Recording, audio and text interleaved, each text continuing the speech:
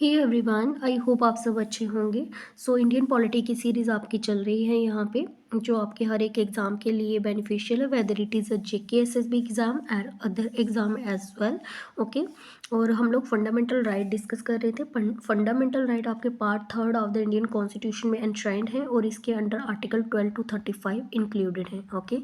और आज हम जो डिस्कस करेंगे फंडामेंटल राइट, ये आपका लास्ट फंडामेंटल राइट है, right to constitutional remedies. Okay. Originally आप लोगों को 7 फंडामेंटल राइट्स प्रोवाइड करवाए गए थे और 44th कॉन्स्टिट्यूशन अमेंडमेंट एक्ट में जो है वो आपका राइट टू प्रॉपर्टी जो है उसको डिलीट कर दिया गया और उसको लीगल राइट बना दिया गया अंडर आर्टिकल 300A। ठीक है।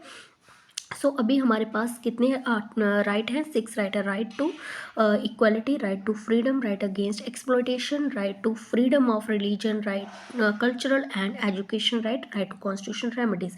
ये आपके जो है 6 फंडामेंटल राइट हैं। ठीक है।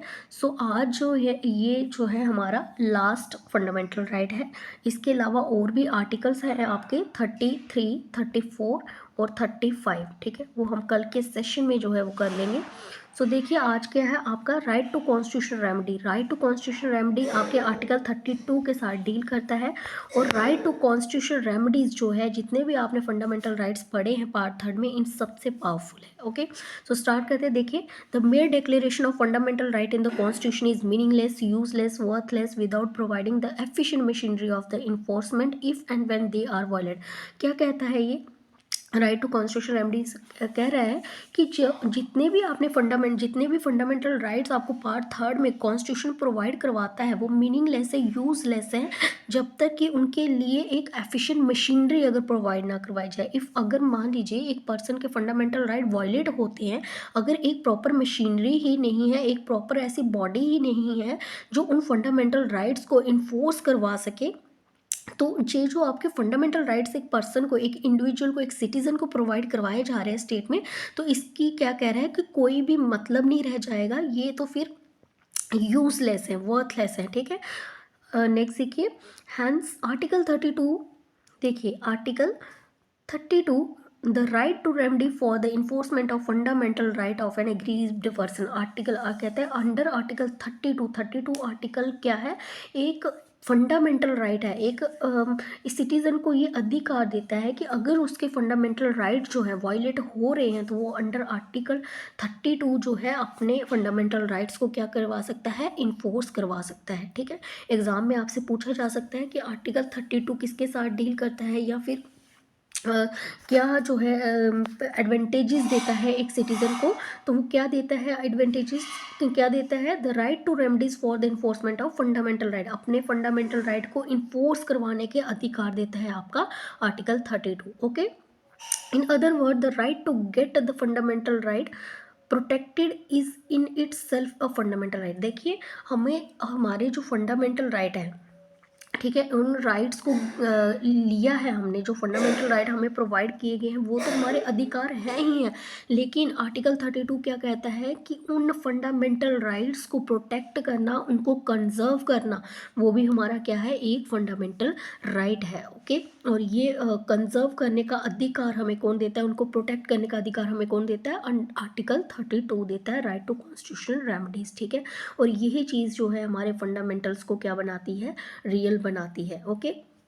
that is why Dr. Ambedkar called Article 32 as the most important article of the Constitution। हमारे बाबा साहेब भीमराव अम्बेडकर जी ने क्या बोला कि आर्टिकल 32 जो है वो बहुत ज़्यादा इम्पोर्टेंट आर्टिकल है हमारे कॉन्स्टिट्यूशन का, and article without which the constitution would be nullity. ठीक है। क्या बोला बाबा साहब ने? उन्होंने बोला कि जो आपका आर्टिकल 32 है ये बहुत ज़्यादा इम्पोर्टेंट आर्टिकल है हमारे कॉन्स्टिट्यूशन का। बिना इस आर्टिकल के हमारा कॉन्स्टिट्यूशन क्या है, नलिटी है, इसके कोई वजूद ही नहीं है जब तक हमारा आर्टिकल 32 हमारे कॉन्स्टिट्यूशन में नहीं है। तो ठीक है, it is very important, it is very the Saul of the constitution and the very heart of it. ये आप लोग जो है याद रखेंगे। ठीक है। ये जो बाबा साहब ने बोला है, it is the very soul of the constitution and the very heart of it. Exam में आपसे पूछा जा सकता है कि किसने कहा है, किसने जो है ये कहा है कि it is the very soul of the constitution and the very heart of it, तो ये हमारे बाबा साहब अम्बेडकर जी ने बोला है। ठीक है, मान क्यों बोला है ऐसे, देखिए एक पर्सन है, ठीक है, हम उसको अलाइव कब तक मानते हैं, जब तक उसके हार्ट जो है बीट कर रहा है ना, उसमें साउल है। ठीक है, हम लोग क्या कहते हैं कि ये पर्सन जो है ये जीवित है, ये अलाइव है। लेकिन जब उसकी हार्ट बीट चलना बंद हो जाती है तो हम उसको कंसीडर कर देते हैं कि ये क्या है, तो हम उसे कंसीडर कर देते हैं कि ये क्या है, डेड हो गया है ना। उसी तरह से जो हमारा आर्टिकल 32 है ना, ये भी हमारी कॉन्स्टिट्यूशन में क्या है, एक साउल की तरह है, एक हार्ट की तरह है। अगर ये हमारे कॉन्स्टिट्यूशन में ना हो तो हमारा कॉन्स्टिट्यूशन क्या है, हमारे कॉन्स्टिट्यूशन का कोई वजूद ही नहीं रह जाता है। ये किसने बोला, ये बोला हमारे अम्बेडकर जी ने। ओके, देखिए the supreme Court has rule that article 32 is the basic feature of the constitution. फिर सुप्रीम कोर्ट ने क्या बोला कि हमारा जो आर्टिकल 32 है ये basic feature of the constitution है। Basic feature of the constitution का मतलब होता है कि वो फीचर, ऐसे फीचर हमारे कॉन्स्टिट्यूशन के जिनको हम अमेंडमेंट के थ्रू भी जो है अपने कॉन्स्टिट्यूशन से नहीं डिलीट कर सकते, उन्हें अपने कॉन्स्टिट्यूशन से बदल नहीं सकते, उन फीचर्स को क्या बोला जाता है, basic feature of the constitution है। ठीक है, hence it cannot be abridged or taken away even by way of the amendment to the constitution। वही मैंने कहा कि इनको हम लोग अमेंडमेंट के थ्रू भी जो है इनको चेंज नहीं कर सकते, इनमें बदलाव नहीं कर सकते।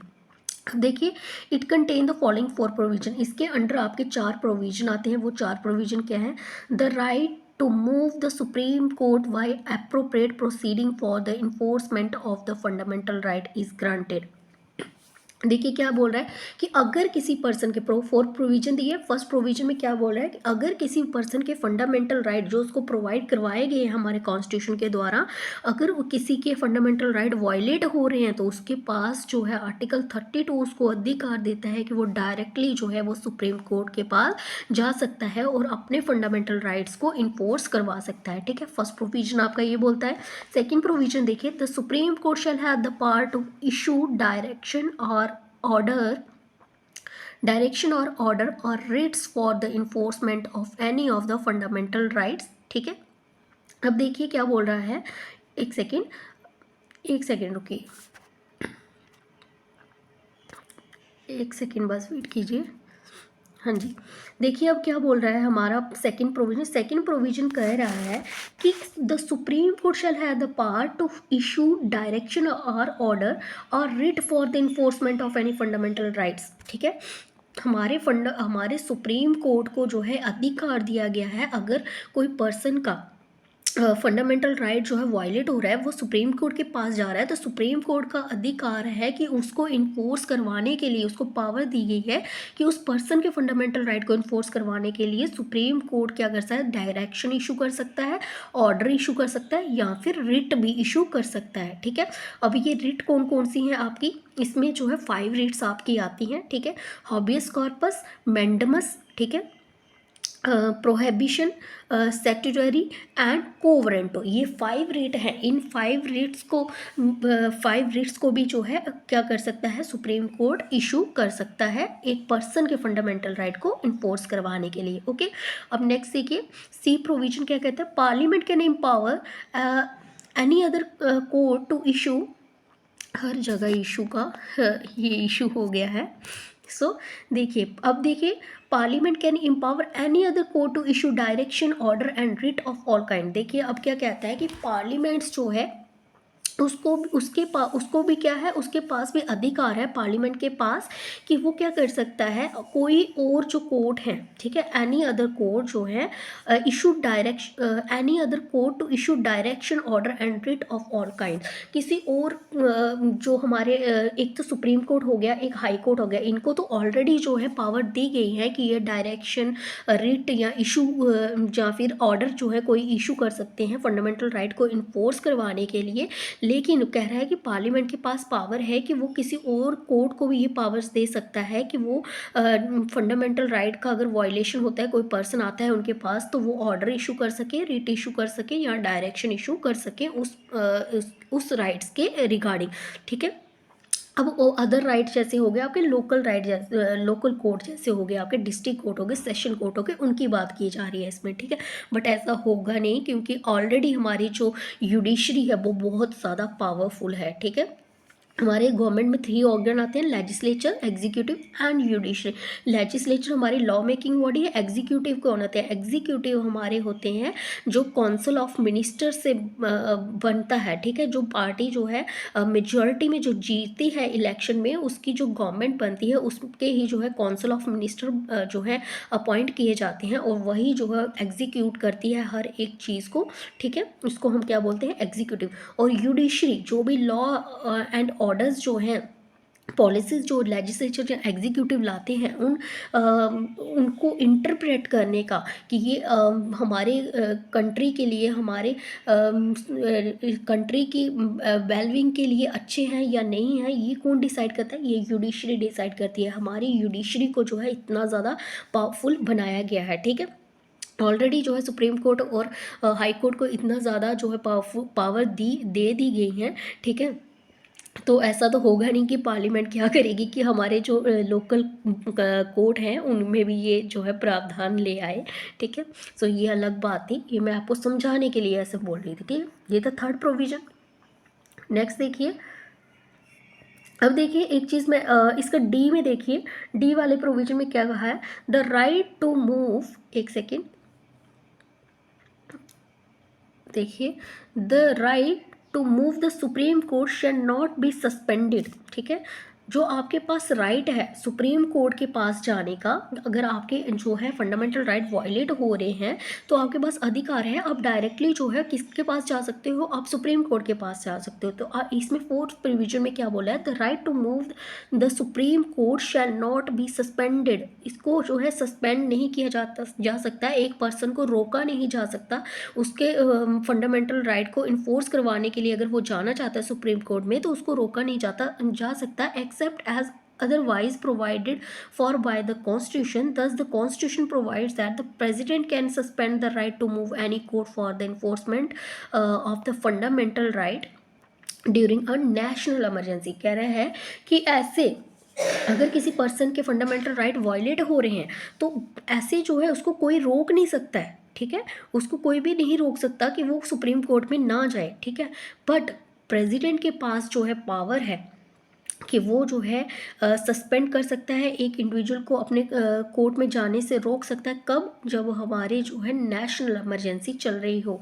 ठीक है, और किस आर्टिकल के अंडर जो है रोक सकता है? आर्टिकल 359 आर्टिकल के अंडर जो है रोक सकता है आपको प्रेसिडेंट सुप्रीम कोर्ट में जाने के लिए, अपने फंडामेंटल राइट को इन्फोर्स करवाने के लिए। अब आप लोग मुझे ये बताएंगे, एग्जाम में वैसे ये आपसे पूछा जा सकता है किस आर्टिकल के अंडर प्रेसिडेंट जो है कोर्ट जाने से जो है, सुप्रीम कोर्ट में जाने से जो है एक पर्सन को जो है रोक सकता है, सस्पेंड कर सकता है। ठीक है, तो आर्टिकल है 359। ठीक है, अब आप मुझे बताएं कि 3 प्रोविज़न होते हैं हमारे इमरजेंसी में, national emergency, state emergency and financial emergency. आपको मुझे कमेंट सेक्शन में लिख के बताइएगा कि ये तीनों जो है किस किस आर्टिकल के साथ डील करते हैं। ठीक है, बहुत बार जो है जब से मैं ये टॉपिक पढ़ा रही हूँ बहुत बार मैंने ये रिपीट कर दिया है आपको।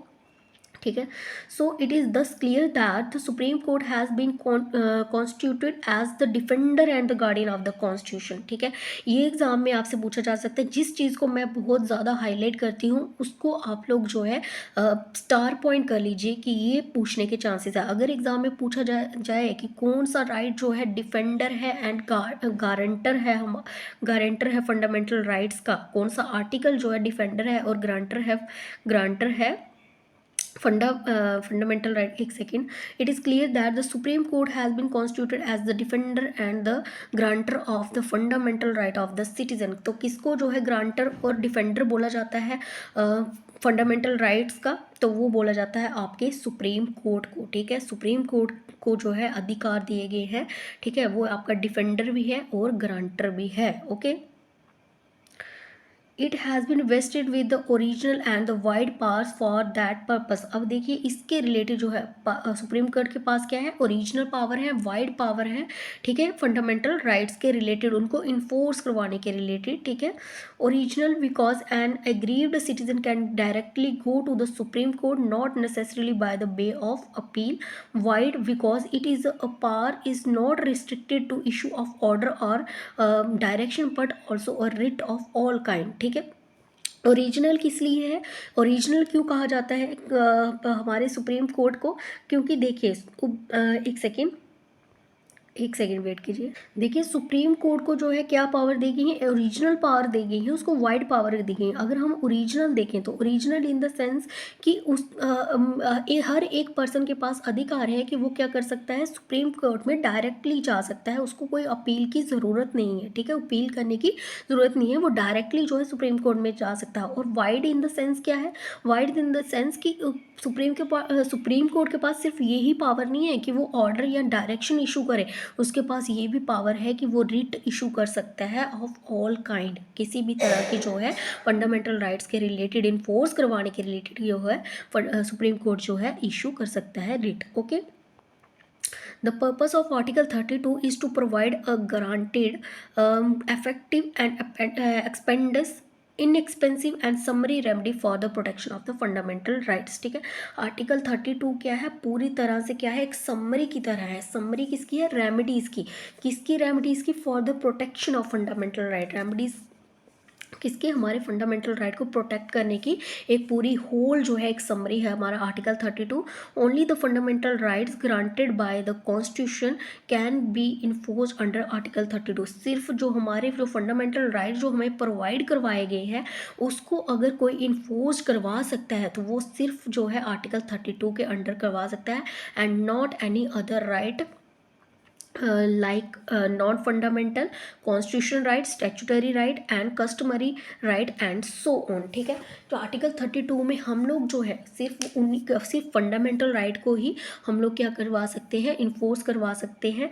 और नॉन फंडामेंटल राइट जैसे हो गए, नॉन फंडामेंटल राइट कम हो गए आपके, जैसे हमारे कॉन्स्टिट्यूशन सिर्फ हमें फंडामेंटल राइट प्रोवाइड नहीं करता, कॉन्स्टिट्यूशन में और भी बहुत सारे राइट है, जैसे हमारे लीगल राइट हैं, और भी बहुत तरह के जो राइट हैं, ठीक है, जैसे रिजर्वेशन का प्रावधान है, ये भी एक राइट है, ठीक है। बट अगर कोई रिजर्वेशन के रिलेटेड जो है उसका रिजर्वेशन का जो राइट है वो वायलेट हो रहा है तो वो उसके लिए जो है डायरेक्टली जो है अंडर आर्टिकल 32 अपनी अपील नहीं कर सकता, क्योंकि आर्टिकल अंडर रिजर्वेशन आपका जो है अंडर आर्टिकल 32 नहीं आता है, ठीक है। कोई स्टैट्यूटरी राइट हो गया, कोई कस्टमरी राइट हो गया, जो टाइम पे जो है राइट जो है बनाए जाते हैं, ठीक है, तो उन राइट्स के लिए भी जो है आप अंडर आर्टिकल 32 डायरेक्टली जो है सुप्रीम कोर्ट के पास नहीं जा सकते। ये सिर्फ और सिर्फ जो हमारे ये फंडामेंटल राइट हम लोग डिस्कस कर रहे हैं सिर्फ इन्हीं को ही इन्फोर्स करवाता है हमारा आर्टिकल 32, ठीक है। अब देखिए रिट्स टाइप्स एंड स्कोप। अब देखिए रिट्स की कौन कौन सी टाइप्स होती हैं। रिट्स की टाइप मैंने आपको बता दी है, आपका है हैबियस कॉर्पस, ठीक है, मैंडमस और प्रोहिबिशन, सेटेररी एंड कोवरेंट। तो ये आपकी 5 टाइप्स की रिट्स होती है। अब देखिए इसका स्कोप क्या है ये भी हम लोग डिस्कस कर लेते हैं।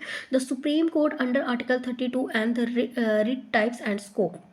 The Supreme Court under Article 32 and the High Court under Article 226 can issue the writ of habeas corpus, ठीक है। सुप्रीम कोर्ट जो है उसके पास अंडर आर्टिकल 32 उसके पास पावर है, और हाई कोर्ट की अगर बात करें तो उसके पास जो है अंडर आर्टिकल 226 जो है उसको पावर देता है कि वो क्या कर सकता है, ये जो रिट है इनको इशू कर सकता है। कौन सी writ, habeas corpus, mandamus, prohibition, certiorari and quo warranto, ठीक है। याद रखिएगा कि एग्जाम में आपसे पूछा जा सकता है कि हाई कोर्ट जो है किस आर्टिकल के अंडर जो है रिट इशू कर सकता है, तो वो है आपका article 226, okay. Further, the Parliament under Article 32 can empower any other court to issue these writs। ये ऑलरेडी मैं डिस्कस कर सकती हूँ। अंडर आर्टिकल 32 जो है किस अदर कोर्ट्स जो है उनको भी जो है पार्लियामेंट जो है पावर दे सकता है कि वो रिट इशू करे। Since no such provision has been made for only for the supreme Court and the High court can issue the writ and not any other court. कहता है कि ये प्रोविजन सिर्फ सुप्रीम कोर्ट और High Court के लिए ही, since no such provision has been made for only for the Supreme Court and the High Court can issue the writ and not any other court not any other court, ठीक है। सो देखिए, ये अभी तक अगर हम बात करें तो ये सिर्फ अधिकार, रिट इशू करने का अधिकार किसको दिया गया है, सिर्फ और सिर्फ जो है सुप्रीम कोर्ट और हाई कोर्ट को दिया है। सुप्रीम कोर्ट को अंडर आर्टिकल 32 और हाई कोर्ट को अंडर आर्टिकल 226, ठीक है। अभी तक जो है किसी और अदर कोर्ट को जो है अधिकार ये नहीं दिए गए हैं। बट अगर पार्लियामेंट चाहे, कल को अगर पार्लियामेंट चाहे जुडिशरी को और स्ट्रॉन्ग करना अगर वो चाहे, तो वो जो हमारे लोकल कोर्ट हैं उनको भी क्या कर सकता है, ये जो है राइट दे सकता है कि वो भी क्या कर सके, एक फंडामेंटल राइट को इन्फोर्स करवाने के लिए रिट या डायरेक्शन या फिर ऑर्डर जो है इशू कर सके। Okay. Before 1950, only the High Court of Kolkata, Bombay and Madras had the power to issue the writ, ठीक है। देखिए 1950 से पहले, 1950 से पहले सिर्फ कोलकाता, बॉम्बे एंड मद्रास, इनके पास जो है, इन्हीं के कोर्ट के पास जो है अधिकार थे कि वो जो है अंडर आर्टिकल 226 जो है रिट इशू कर सकते हैं। बट उसके बाद जो है जुडिशरी को और ज़्यादा जो है बेटर करने के लिए और पावरफुल बनाने के लिए हर एक हाई कोर्ट को जो है, हर एक स्टेट के जितनी भी हमारी स्टेट है, यूटीज़ हैं, उन सभी को जो है अधिकार दिए गए हैं कि वो अंडर आर्टिकल 226 क्या कर सकता है, रिट इशू कर सकता है, ठीक है। 30 रिट्स और अब देखिए ये रिट्स कहाँ से ली गई हैं, हमारे कॉन्स्टिट्यूशन में बहुत सारी चीज़ें जो है अदर 60 कॉन्स्टिट्यूशन को जो है हमारे कॉन्स्टिट्यूशन मेकर ने स्टडी किया और उसमें से जो है पूरा खंगाल के जो है चीज़ों को, जो अच्छी चीज़ें थी उनको हमारे कॉन्स्टिट्यूशन में लाया, ठीक है। उसी तरह देखिए अब रिट जो है, ये जो रिट्स लाई गई 5 रिट्स, ये कहाँ से ली गई हैं, ये इंग्लिश लॉ से गई है, ब्रिटिश लॉ से ली गई हैं। Where they are known as a prerogative writs, वहाँ पे इनको क्या बोला जाता था, प्रेरोगेटिव रिट्स बोला जाता, लेकिन हमारे इंडिया में इनको जब लाया गया तो इनको सिर्फ जो है क्या नाम दिया गया, सिर्फ रिट्स नाम दिया गया। Okay. They are so called in English as they were issued in the exercise of prerogative of the king who was and is still described as the justice, ठीक है। वहाँ पे जो है ये प्रोरोगेटिव जो है किसके लिए यूज़ होता था, किंग के लिए यूज़ होता था, क्योंकि किंग को क्या माना जाता था वहाँ पे, जस्टिस का आधार माना जाता था कि किंग जो है वो क्या करता है, जस्टिस प्रोवाइड करवाता है सबको, ठीक है। Okay, later the High Court started issue these writs as extraordinary remedies to uphold the right and liberty of the British people, ठीक है। ओके। सो धीरे धीरे देखिए क्या हुआ, धीरे धीरे पहले जो है इसको सिर्फ जो है कैसे किया जाता था कि किंग जो है उसको जो है प्रोरोगेटिव माना जाता था कि ये जो है हमारा किंग जो है, इसी को जो है आधार माना जाता था कि हमारा किंग जो है ये हमें जस्टिस प्रोवाइड करवाता है, और कंसीडर किया जाता था कि ये फाउंटेन है जस्टिस का, ठीक है। फाउंटेन मतलब कि किंग में से जो है जस्टिस की बूंदें निकलती हैं, कुछ ऐसा उसको डिस्क्राइब किया जाता था। उसके बाद कुछ टाइम के बाद जो हाई कोर्ट था ब्रिटिश का, उन्होंने स्टार्ट किया issue this writ as a extraordinary remedies to uphold the right and liberty of the British people. British people की राइट और लिबर्टी को अपहोल्ड करने के लिए, प्रोटेक्ट करने के लिए बाद में ये रिट्स जो है हाई कोर्ट्स में जो है उनको जो है पावर दी गई कि ये रिट्स जो है आप इशू कर सकते हैं एक ब्रिटिश पीपल के राइट और लिबर्टी को प्रोटेक्ट करने के लिए, ठीक है। The writ jurisdiction of supreme court differ from that of a high court. अब अगर हम बात करें, एक सेकेंड, अब देखिए अगर हम बात करें जो रिट यूरिसडिक्शन है सुप्रीम कोर्ट का, वो डिफरेंट है हाई कोर्ट से। हाई कोर्ट से कैसे डिफरेंट है, अब हम जो है इन दोनों में जो है डिफरेंस डिस्कस करेंगे। ये सुप्रीम कोर्ट के पास क्या क्या डिफरेंस है सुप्रीम कोर्ट के रिट यूरिसडिक्शन में और हाई कोर्ट के रिट जुडिस्डिक्शन में क्या डिफरेंस है, ठीक है। तो आपको पूरा आर्टिकल 32 जहाँ पे ही क्लियर हो जाएगा। देखिए क्या है, the supreme court can issue writs only for the enforcement of fundamental right where, ठीक है। अब देखिए फर्स्ट इसमें क्या डिफरेंस है कि सुप्रीम कोर्ट के पास अधिकार जो दिए गए हैं ना इन्फोर्स करवाने के, ठीक है, फंडामेंटल राइट को जो रिट जो है इशू करने के जो अधिकार सुप्रीम कोर्ट के पास दिए गए हैं, वो सिर्फ जो है फंडामेंटल राइट, जो हम फंडामेंटल राइट पढ़ रहे हैं, सिर्फ इनको जो है इन्फोर्स कराने के लिए जो है इन रिट को जो है सुप्रीम कोर्ट यूज़ कर सकता है, इशू कर सकता है। But whereas the high court can issue a writ not only for the enforcement of fundamental right but also for any other purpose। पर हमारा जो हाई कोर्ट है वो सिर्फ फंडामेंटल राइट को इशू करने के लिए ही रिट इशू नहीं कर सकता, बल्कि और जो अदर पर्पस है उनके लिए भी जो है ये रिट्स जो है हमारा हाई कोर्ट जो है इशू कर सकता है।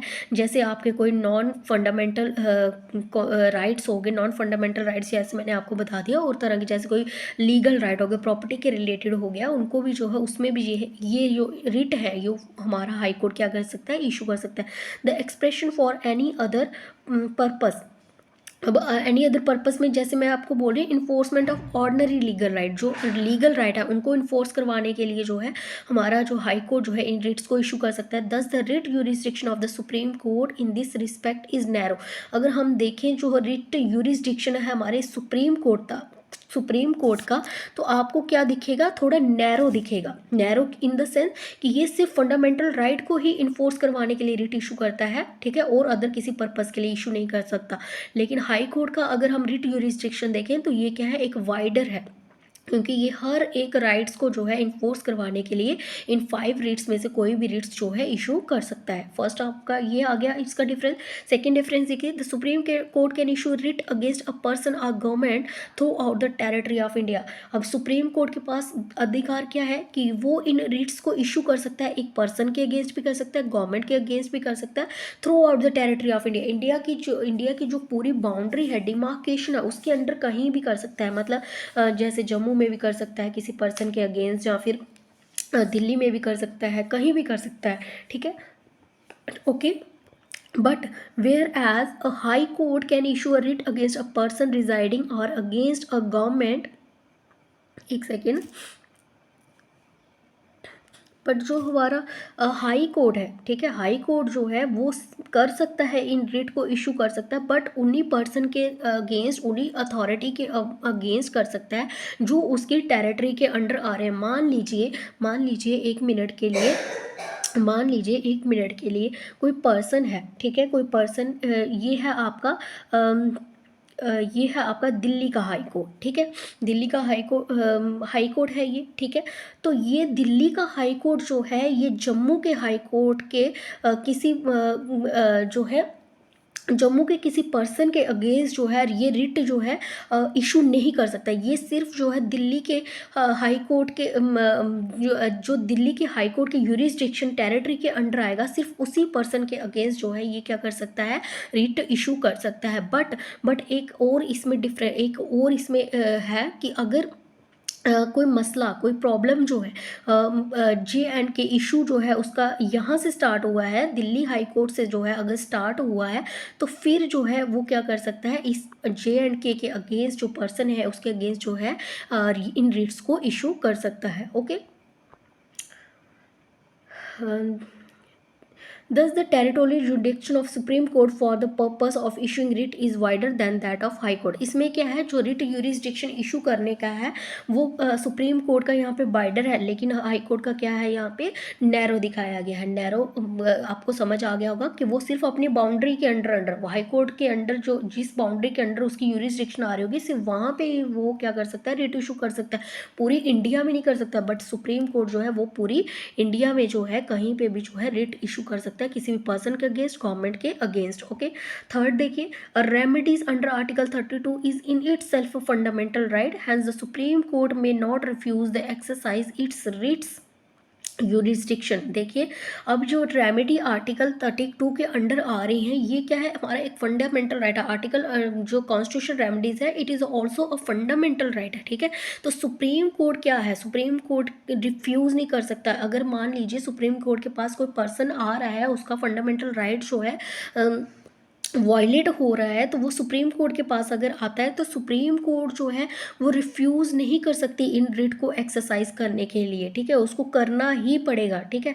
और दूसरी तरफ देखिए, on the other hand a remedy under article 226 is discretionary and hence a high court में रिफ्यूज एक्सरसाइज इट्स रिट यूरिसडिक्शन, ठीक है। बट सुप्रीम कोर्ट जो है रिफ्यूज़ नहीं कर सकती कि इन रिट्स को एक्सरसाइज करने के लिए, बट हाई कोर्ट अंडर 226 जो है वो रिफ्यूज़ कर सकता है इन रिट्स को एक्सरसाइज करने के लिए, ठीक है। पर ऐसा जो है करता नहीं है हाई कोर्ट, ये उसके पास अधिकार है कि वो ये कर सकता है, ठीक है।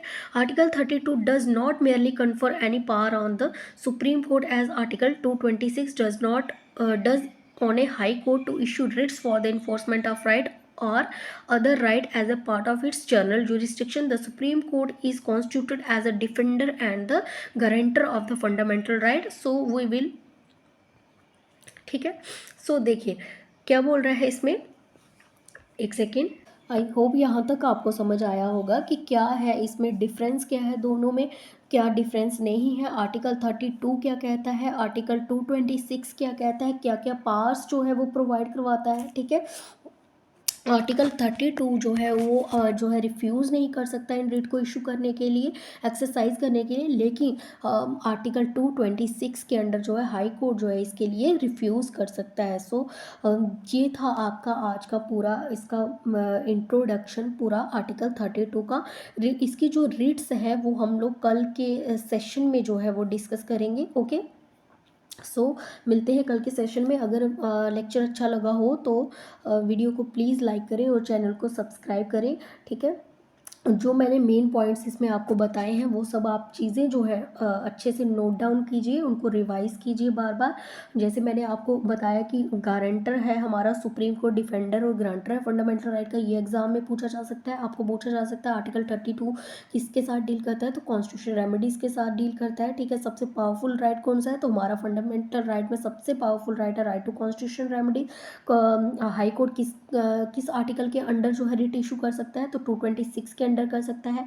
सुप्रीम कोर्ट 32 के अंडर कर सकता है। प्रेसिडेंट जो है 359 आर्टिकल के अंडर जो है आपको सुप्रीम कोर्ट जाने से जो है रोक सकता है, जब हमारी जो है नेशनल इमरजेंसी जो है चल रही होगी, ठीक है। और डॉक्टर अंबेडकर जी ने क्या बोला है इन आर्टिकल 32 को, कि ये क्या है, very Saul and very heart of the constitution, ठीक है। तो ये चीज़ें जो है आप सब याद रखेंगे। कल जो है हम इसके 5 रेट डिस्कस करेंगे और आपका आर्टिकल 32 जो है वो कंप्लीट हो जाएगा। अभी मैंने इसलिए जो है आज ही यहाँ पे फिनिश करें क्योंकि आपका लेक्चर बहुत लंबा हो जाएगा, ठीक है। सो मिलते हैं कल के सेशन में, और टेलीग्राम को प्लीज़ ज्वाइन कीजिए, लिंक आपको डिस्क्रिप्शन में मिल जाएगा। वहाँ पे आपको डेली क्यूज़ मिल जाएंगे और साथ में जो है आपको स्टडी मटेरियल भी वहाँ पे ही मिलेगा, ओके। सो मिलते हैं कल के सेशन में। Thank you so much, have a great day.